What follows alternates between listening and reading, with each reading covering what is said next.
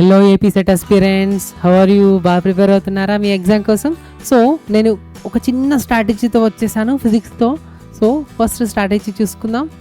మనము ఎప్పుడైనా చూసుకోండి, ఏ క్వశ్చన్లో అయినా సపోజ్ ఆప్షన్లో ఏమి ఇస్తాడంటే వాడు, సపోజ్ ఆప్షన్ ఏ అనేది సెంటీమీటర్స్లో ఇచ్చి, ఆప్షన్ డి అనేది మీటర్స్లో ఇచ్చి, ఆప్షన్ సి అనేది సెకండ్స్లో ఇచ్చి, అండ్ ఆప్షన్ డి అనేది సంథింగ్ అనుకుందాం, ఒక కేజీ అనుకుందాం. సో ఇలా ఇచ్చినప్పుడు క్వశ్చన్లో ఏమడుగుతాడు అంటే టైంకి సంబంధించిన ఆన్సర్ అడుగుతాడు అనమాట.